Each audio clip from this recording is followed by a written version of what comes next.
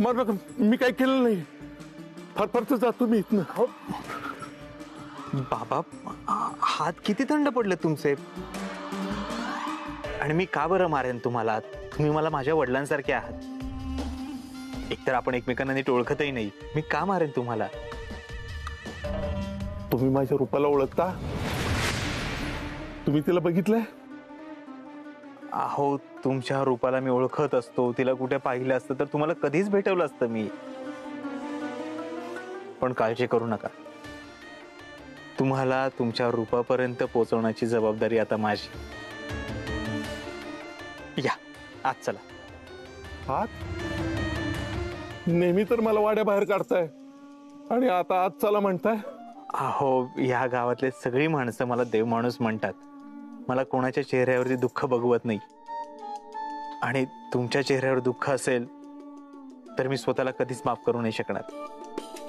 चला तुम्ही आत चला, आत येऊन झोपा. आपण दोघे मिळून तुमच्या रूपाला शोधूया. या या या या.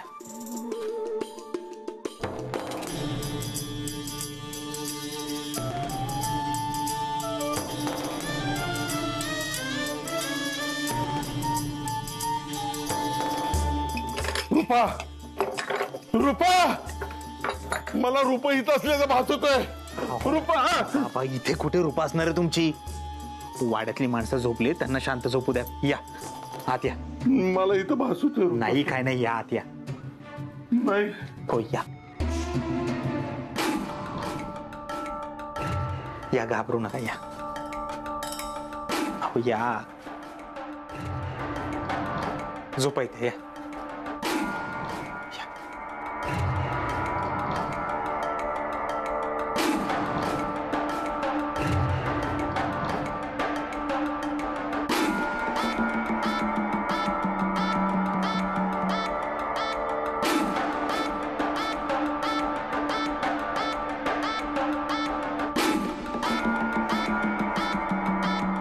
काय आजोबा, काय गरज होती बाहेर एवढ्या थंडीत कुडकुडण्याची? ते पण कुणासाठी? अशा मुलीसाठी जिला तुमची अजिबात काळजी नाहीये. हो तिला तुमची काळजी असती तर तिने तुम्हाला न विचारता लग्न केलंच नसतं. आणि जरी तिने लग्न केलं तर तुम्हाला भेटायला नक्कीच आली असती ती परत. पण ती आली का? नाही ना. आणि तुम्ही तिच्यासाठी बसताय थंडीत कुडकुडत. माझी रूपा तुम्ही म्हणताय तशी नाही. ती माझी खूप काळजी घ्यायची. मी दारू पिऊन यायचो, धिंगाणा घालायचो, कधी कधी भांडायचो पण मला जेवण भरवल्याशिवाय कधी ती झोपायची नाही. मी कितीही त्रास दिला तरी ती सगळं माझं मनापासून करायची. मी तुम्हाला सांगतो, तिला फसवलं असणार देवी सिंगनं. फूस लावून आणली असणार इकडे तिला. तुम्हाला काय माहिती हो देवी सिंगने तिला फसवलंय का तीच गेली देवी सिंगच्या मागे? उगाच आपला काहीतरी अंदाज बांधत बसू नका. तुम्ही झोपा शांत. आपण उद्या तुमच्या मुलीला शोधायला जाऊ.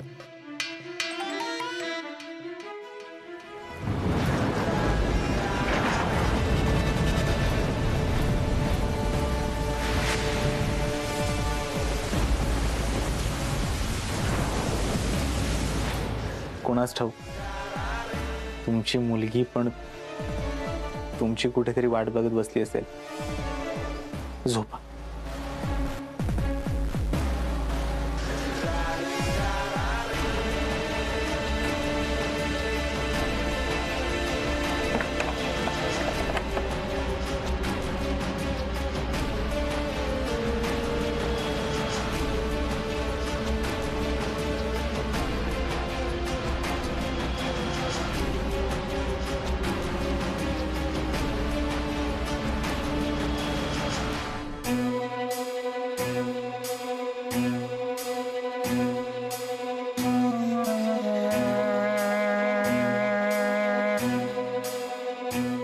डॉक्टर, एवढ्या रातचं दवाखान्यात काय करताय?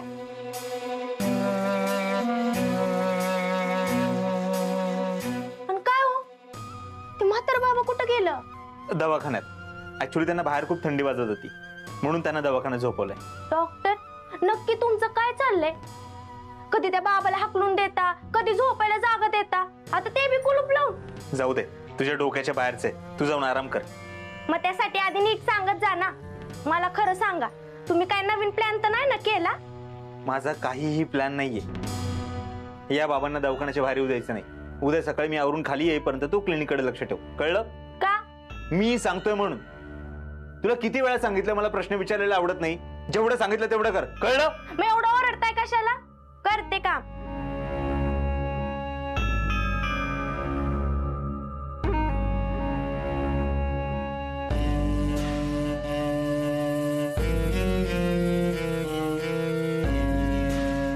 काय गडिंपे, तू काय केलंस का? ती डॉक्टर एवढं वरडलं तुझ्यावर? मम्मी काय चाललेलं असतं? तू सारखी का माझ्यावर ध्यान ठेवून असतीस? चल झोपायला. मी काहीच केलं नाहीये. मग डॉक्टर वरडलं का? त्यांना काय काम आहे का दुसरं ओरडण्याशिवाय? डिंपल, खरं सांग, काय लपवत तर नाही ना माझ्यापासनं? अगं मम्मी, तुझ्यापासून कशाला मी काय लपवील? तू उगाच डोक्यात काय बी खुसपाट ठेवू नकोस. चल झोपायला. येतीये का? बस तशीच.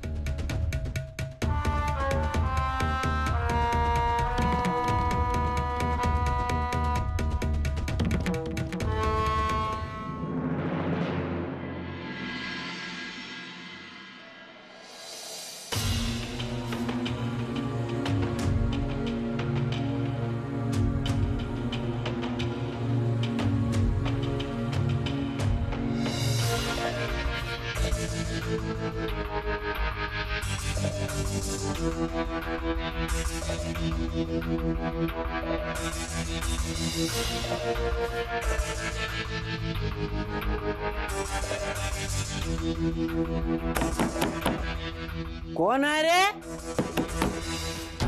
हे दरवाजा उघडा. अरे कोण आहे? अरे कुणी आहे का? हे दरवाजा उघडा. कोण सकाळ सकाळ ओलातलंय रे? त्याचा मुडदाच बसवते आता. कोण आहे म्हणते तर एक बी नाही दोन बी नाही.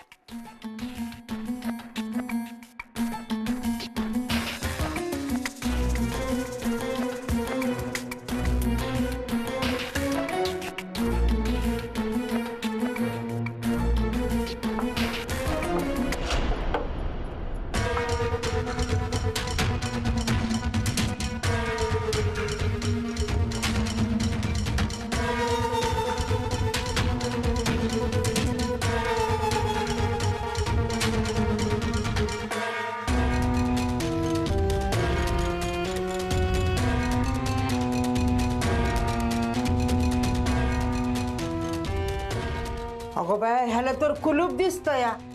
म्हणजे आतमध्ये कोणतरी अडकलंय वाटतं.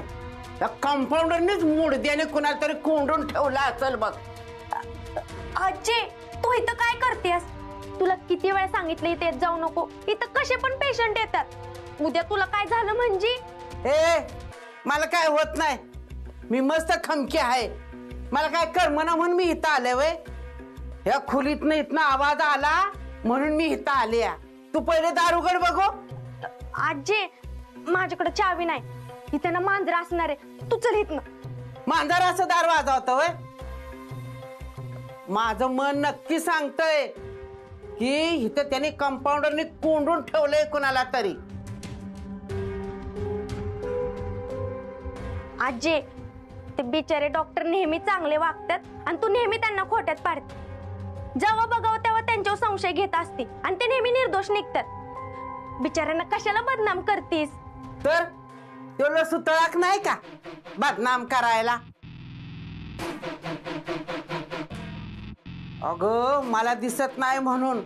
मला जर दिसत असतं ना तर ह्या वाड्यात त्याची काय चाललंय ना ती सगळी कुंडली बाहेर काढली असती.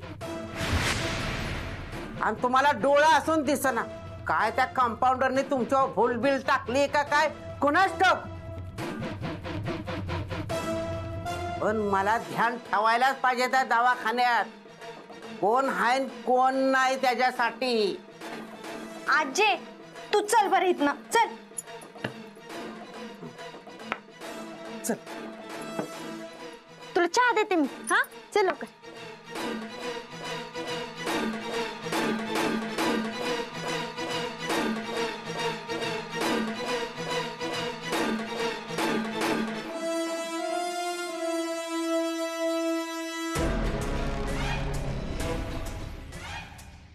बरं झालं तुम्ही आलात. मला पोलीस स्टेशनला जायचंय. मॅडमनी बोलवले. तुम्ही रात्री मला झोपायला जागा दिलीत, खूप उपकार झाले. धन्यवाद. येतो मी. एवढी कसली घाई आहे? बसा इथे. या बसा बसा बसा.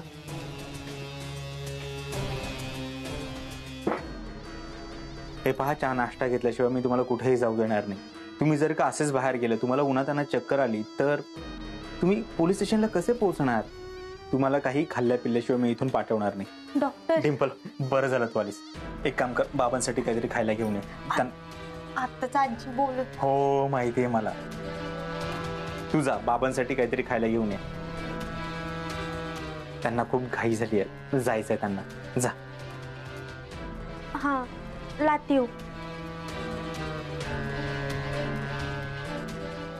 मला काय वाटतं माहितीये बाबा, पोलीस स्टेशनला जाऊन काहीही उपयोग होणार नाही. म्हणजे तुमची मुलगी या गावातून जाऊन बरेच दिवस झाले, आता कशी सापडणार? नाही सापडू शकत. म्हणजे समजा ती सापडली, तुम्ही समजा की ती सापडली, तर ती उलट पोलीस केस करेल की माझे बाबा दारू पिऊन येऊन मला त्रास द्यायचे, माझा छळ करायचे. उगाच प्रकरण तुमच्या अंगलट येईल असं मला वाटतं.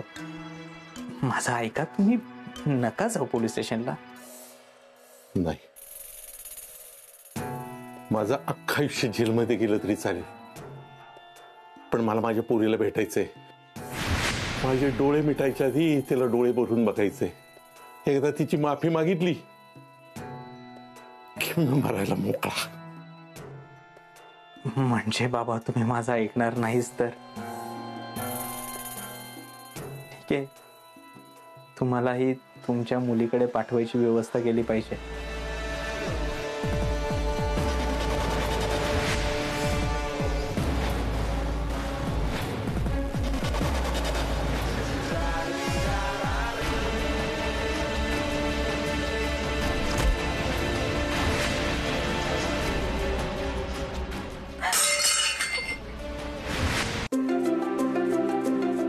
फिनिश कर.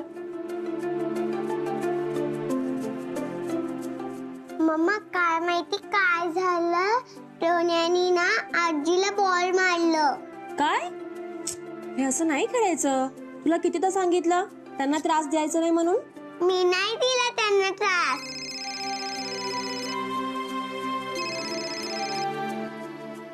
बोला. हा मॅडम, काल तुम्ही सांगितल्याप्रमाणे स्केच आर्टिस्ट आलेत, पण अजून ते बाबा काय आलेले नाहीत. अजून नाही आलात ते? मी कालच त्यांना आठवण करून दिली होती. बरं, मी बघते त्यांना. मारा, चलो बेटा. शांताराम, हे सगळं आवरून घ्या. चला. डॉक्टर, हे काय केलं तुम्ही? त्या बाबाला मारलं. अहो, तुम्ही माणूस आहे का हेवान? का जीव घेतला त्याचा? मी त्याला मारलेलं नाहीये, एवढ्या फटक्यानं मरणार नाही तो. जिवंत असेल तो. अहो, पण तुम्ही का त्याला मारून टाकताय? कारण तो पोलीस स्टेशनला चालला होता. त्याला मी समजावलं जाऊ नको, ऐकत नव्हता. एक गोष्ट लक्षात ठेव, कुठल्याही परिस्थितीमध्ये हा पोलीस स्टेशनला गेला नाही पाहिजे. आणि ती दिव्या, तिने जर विचारलं हा कुठे आहे, तर तिला सांग हा खूप सिरियस आहे. याचा अर्थ या बाबांना नक्कीच डॉक्टरांबद्दल असं काहीतरी माहित आहे, ज्याच्यामुळे ही डॉक्टर अडचणीत येऊ शकते. कसला विचार करतेस? मी काय सांगतो तिकडे लक्ष दे. वय देते. दिव्या मॅडम आल्या वाटतं. हे आवर लवकर.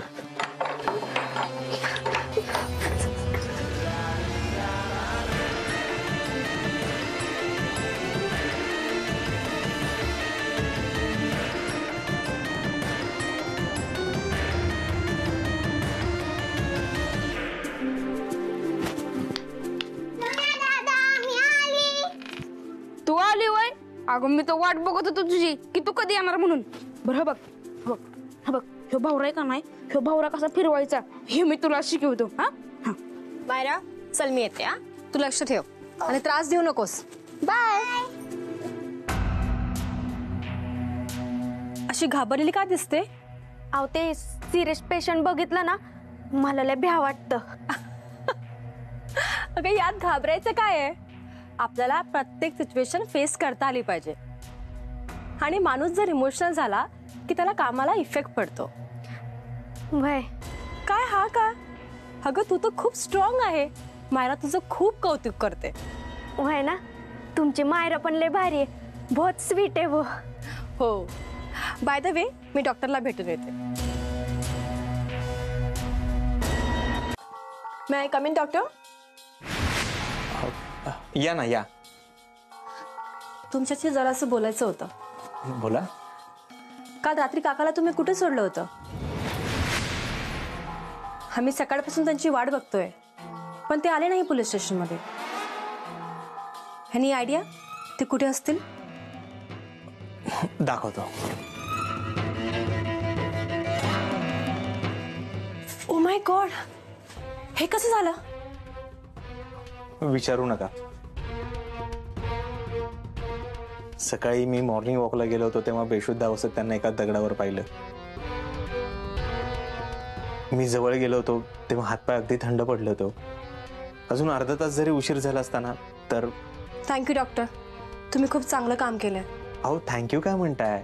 माझं कर्तव्यच आहे ते. तुम्हाला तर माहितीच आहे गावातले सगळे लोक मला यांना होश कधीपर्यंत येईल? नाही सांगू शकत. म्हणजे कितीही वेळ लागू शकतो. तुम्ही एक काम करा, तुम्ही जा. यांना शुद्ध आले की मी स्वतः फोन करून कळवतो तुम्हाला. या तुम्ही. ओके.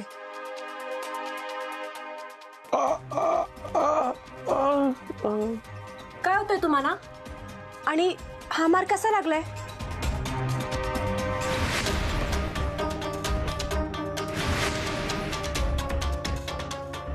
हा सांगा. यानं मारलं.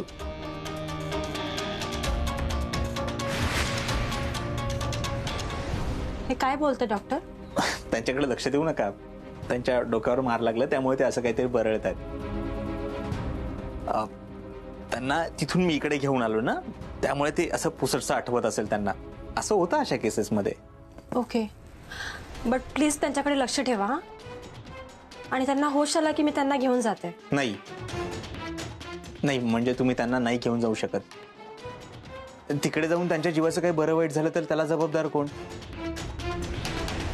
आय एम सॉरी, मी माझ्या पेशंटच्या बाबतीमध्ये अजिबात रिस्क घेऊ शकत नाही. Extremely sorry. तुमचं म्हणणं पटतंय मला. यांना इथून बाहेर घेऊन गेलं तर रिस्क काय?